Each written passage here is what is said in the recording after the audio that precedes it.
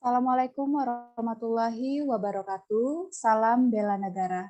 Kembali lagi bersama kami, saya Mela, yang akan memasuki podcast kita pada hari ini. Podcast yang akan membahas mengenai wawasan kebangsaan dan nilai-nilai dasar bela negara. Dalam membahas tema kita pada hari ini, kita akan menghadirkan 4 orang narasumber. Ada Kak Yulisa, Kak Nadia, Kak Cece, dan Mas Bayu. Mungkin, narasumber kita ini, dari instansi dan bidangnya masing-masing ya, Kak, ya. Oke, nggak perlu lama-lama lagi, mungkin langsung aja kita awali dari Kak Cynthia mungkin terlebih dahulu. Tapi Kak Cynthia boleh, sebelum menjawab pertanyaan yang nanti akan diberikan, memperkenalkan diri deh terlebih dahulu kepada pendengar podcast setia kita. Dan pertanyaannya, menurut Kak Cynthia, apa sih bela negara itu, Kak? Baiklah, perkenalkan nama saya Cynthia Kairunisa, bisa dipanggil Cece. Saya dari Pemerintahan Kota Batam, Unit Kerja Puskesmas Sungai Panas. Saya akan menjelaskan tentang pengertian bela negara.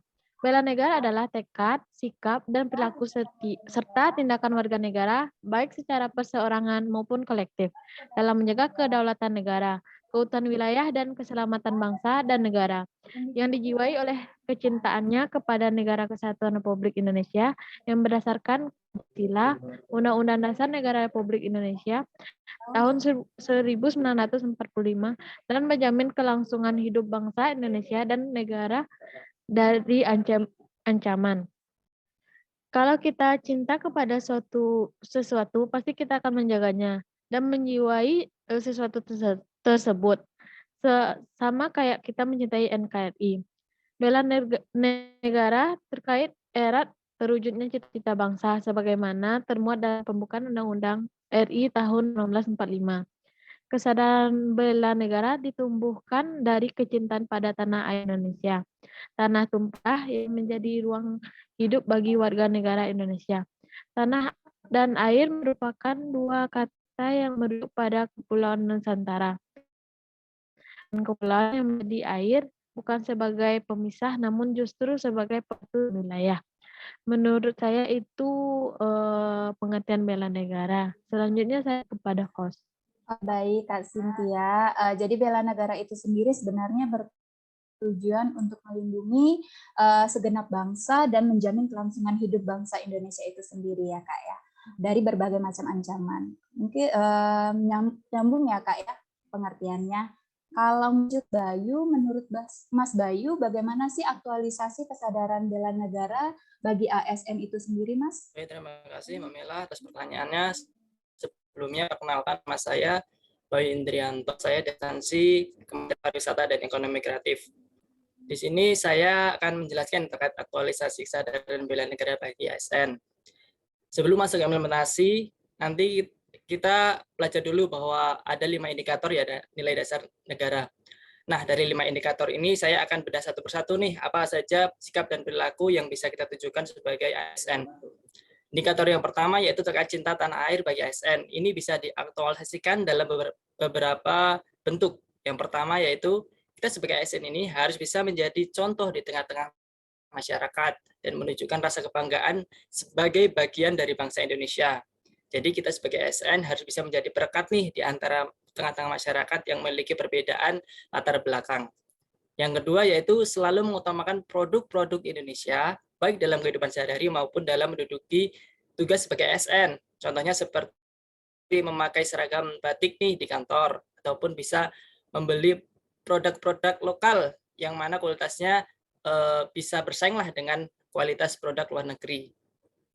Indikator yang kedua yaitu kesadaran berbangsa dan bernegara bagi ASN. Nah, ini bisa diaktualisasikan dalam bentuk yang pertama, menjalankan tugas secara profesional dan tidak berpihak. Artinya kita sebagai ASN harus melayani masyarakat dengan adil. Yang kedua yaitu memegang teguh prinsip netralitas ASN dalam setiap kontestasi politik. Nah, kita sebagai ASN ini tidak boleh berkampanye nih terkait pemilu dan kita tidak boleh menyuarakan salah satu sisi politik. Indikator yang ketiga yaitu setia pada Pancasila sebagai ideologi negara. Nah, yang pertama yaitu menjadikan Pancasila sebagai alat perekat dan nomor satu sesuai fungsi ASN. Yang kedua yaitu menciptakan lingkungan kerja yang non-diskriminatif, di mana kita bisa membaur dan menyatu dengan rekan-rekan kerja yang memiliki latar belakang dan suku, agama, ras yang berbeda. Indikator yang keempat yaitu rela berkorban untuk bangsa dan negara bagi ASN. Ini dapat diaktualisasikan dalam bentuk yang pertama, memberikan layanan kepada publik secara jujur, cepat, tanggap, dan akurat. Contohnya saja nih, dari kakak-kakak pasti ada dari tenaga kesehatan, yang mana harus memberikan respon yang cepat nih buat pertolongan pertama bagi pasien agar pasien tidak semakin parah sakitnya. Nah, yang kedua yaitu bersedia mengorbankan waktu, tenaga, dan pikirannya untuk kemajuan bangsa dan negara. Nah, di indikator terakhir, yaitu kemampuan awal bela negara bagi ASN. Ini bisa diaktualisasikan dalam sikap dan perilaku antara lain. Yang pertama, memiliki kemampuan dalam menjalankan kebijakan dan program pemerintah. Contohnya, yaitu patuh pada peraturan pemerintah ataupun patuh pada peraturan atau perintah dari atasan. Yang kedua, yaitu mengutamakan pencapaian hasil dan mendorong kinerja pegawai. Mungkin sekian dari saya, Kak. Saya kembalikan ke host. Oke, Mas Dayu, lengkap sekali ya pembahasannya, dibedah nih satu-satu poin-poinnya. Kita berharap juga generasi muda ini harus tahu pentingnya memahami sejarah besar bangsa dan membangun komitmen yang kuat, termasuk memahami 4 konsensus dasar berbangsa dan bernegara. Menurut dari Kak Nadia deh, apa aja sih konsensus dasar dari negara Indonesia itu? Silakan Kak Nadia. Oke, terima kasih kepada Mbak Mela selaku host. Sebelumnya saya perkenalkan diri dulu. Nama saya Nadia Putri Dewi. Saya dari instansi Dinas Perpustakaan dan Kearsipan Kota Batam. Sebelum kita ke konsensus dasar berbangsa dan bernegara, sebelum kita harus mengetahui mengenai tentang wawasan kebangsaan. Wawasan kebangsaan ialah cara pandang bangsa kelompok dalam rangka mengelola bernegara dan berbangsa yang dilandasi oleh jati diri bangsa dan kesadaran terhadap nasional bersumber dari Pancasila, Undang-Undang, NKRI, dan Bhinneka Tunggal Ika, guna memecahkan berbagai persoalan yang dihadapi bangsa dan negara demi mencapai masyarakat yang adil, makmur, dan sejahtera. 4 konsensus. Yang pertama kita bahas dulu mengenai Pancasila. Pancasila merupakan landasan hidup bangsa sebagai pandangan hidup bangsa, sebagai perekat dan pemersatu bangsa, dan sebagai wawasan pokok bangsa Indonesia dalam mencapai cita-cita nasional. Yang kedua, Undang-Undang Dasar 1945 merupakan undang-undang yang memiliki fungsi khas, yaitu membatasi kekuasaan pemerintah sedemikian rupa, sehingga penyelenggara kekuasaan tidak bersifat sewenang-wenang. Dengan demikian, diharapkan hak-hak warga negara terlindungi. Gagasan ini merupakan konstitusionalisme. Selanjutnya, ada Bhinneka Tunggal Ika yang diartikan berarti berbeda-beda, tetapi pada hakikatnya satu, sebab mungkin secara keseluruhan memiliki perbedaan, tetapi hakikatnya satu bangsa, negara, yaitu Republik Indonesia. Selanjutnya, ada NKRI. Tujuan NKRI tertuang pada pembukaan Undang-Undang Dasar 1945 alinea keempat. Yang pertama, melindungi segenap bangsa Indonesia dan seluruh tumpah darah Indonesia. Yang kedua, memajukan kesejahteraan umum. Yang ketiga, mencerdaskan kehidupan bangsa. Dan keempat, ikut melaksanakan ketertiban dunia berdasarkan kemerdekaan, perdamaian abadi, dan keadilan sosial. Berikut merupakan tujuan NKRI sekaligus merupakan fungsi negara Indonesia. Terima kasih, saya kembalikan kepada host. Oke, baik. Terima kasih Kak Nadia. Seperti yang kita tahu, yang kita rasakan juga, negara Indonesia ini kan terdiri dari beragam suku, bangsa, dan agama.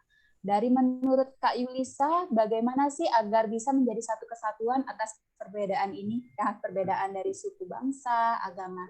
Silakan Kak Yulisa. Saya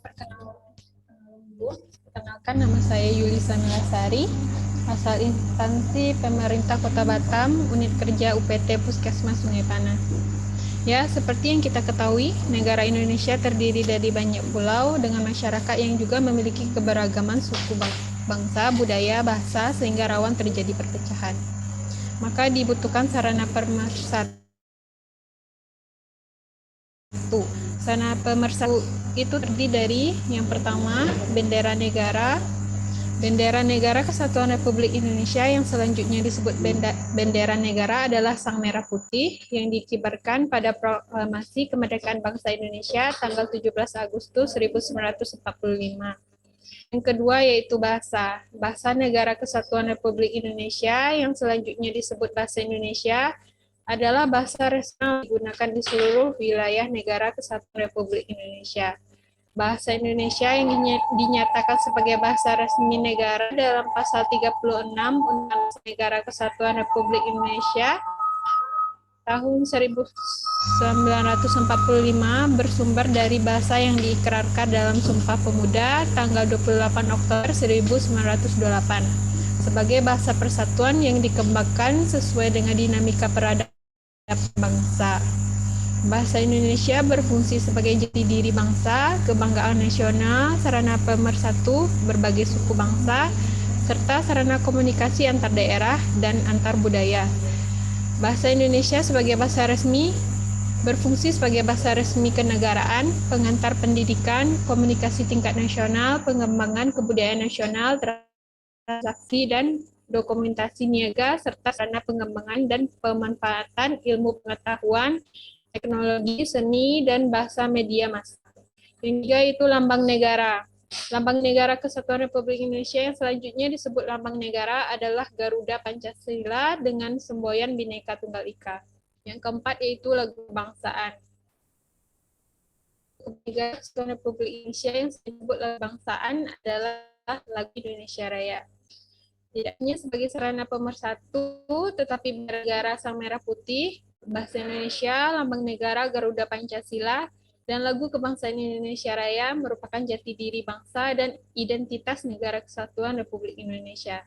Keempat, simbol tersebut menjadi cerminan kedaulatan negara di dalam tata pergaulan dengan negara-negara lain dan menjadi cerminan kemandirian dan eksistensi negara Indonesia yang merdeka, bersatu, berdaulat, adil, dan makmur. Dengan demikian, bendera, bahasa, dan lambang negara, serta lagu kebangsaan Indonesia bukan hanya sekedar merupakan pengakuan atas Indonesia sebagai bangsa dan negara, melainkan menjadi simbol atau lambang negara yang dihormati dan dibanggakan warga Indonesia. Demikianlah dari saya. Selanjutnya saya kembalikan kepada Kak Mila selaku host. Oke, terima kasih Kak Yulisa atas jawabannya. Jadi memang ya bahasa Indonesia ini adalah bahasa pemersatu, mau dia berasal dari suku manapun. Tetap kembali ke bahasa resmi negara. Memudahkan juga kita berkomunikasi antar sesama. Begitu juga dengan lambang negara, terus bendera merah putih juga dikibarkan di seluruh penjuru Indonesia, dan lagu kebangsaan sendiri merupakan lagu yang menjadi salah satu titik kelahiran pergerakan nasionalis di seluruh Nusantara. Ini terdapat beberapa penjelasan yang menarik dari beberapa narasumber kita. Tibalah kita di penghujung podcast kita pada hari ini. Kita berharap dari podcast kita hari ini, khususnya kita, calon ASN, mampu mengaktualisasikan wawasan kebangsaan dan nilai negara itu sendiri agar menjadi ASN yang berakhlak tentunya. Baik, saya Mela, selaku host podcast kita pada hari ini berdiri, tetap jaga kesehatan. Salah satu hak dan kewajiban kamu kalian, kita adalah membela tanah air kita, Indonesia. Assalamualaikum warahmatullahi wabarakatuh.